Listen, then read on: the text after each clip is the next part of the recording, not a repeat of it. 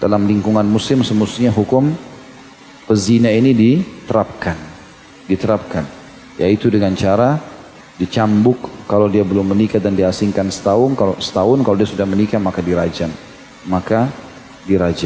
ya.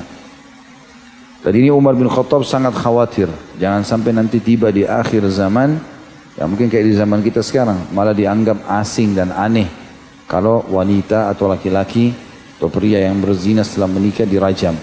Padahal ini hukum Allah Subhanahu wa taala agar sama sekali tidak lagi ada yang melakukan perbuatan tersebut. Dan Imam Adz-Dzahabi rahimahullah memasukkan kalau tidak salah dalam salah satu bahasan beliau masalah hukuman zina ini dengan mengatakan ada sekelompok kerah ya, yang menemukan ada di antara kera-kera itu yang berzina sementara dia sudah dianggap punya pasangan, maka dirajam oleh kera-kera yang lainnya.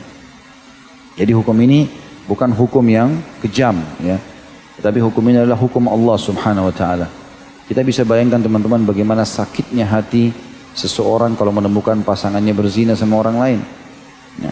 Maka untuk menghilangkan perasaan dendam, rusaknya hubungan di antara masyarakat, maka yang berlaku atau yang melakukan perbuatan dihukum supaya yang lain berhenti. Kalau enggak akan sangat kacau rumah tangga, sangat kacau.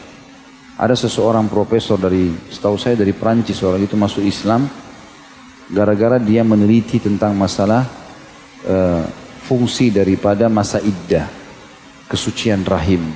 Ya, kenapa dalam Islam kalau wanita dicerai harus nunggu 3 kali masa iddah, 3 kali masa haid, barulah dia boleh menikah. Jadi untuk mengosongkan rahim tersebut. Intinya dia terus melakukan penelitian sampai dia kebetulan punya anak 4 dan dia teliti akhirnya. Dia teliti, dia periksa DNA, ternyata dari 4 anaknya itu 2 bukan darah daging dia. Dan 2 dari darah daging dia. Dalam rumah tangga mereka orang non-muslim ini kayaknya sudah biasa masalah itu. Orang selingkuh akhirnya hamil, ternyata bukan dari suaminya tapi dari orang lain. Ya.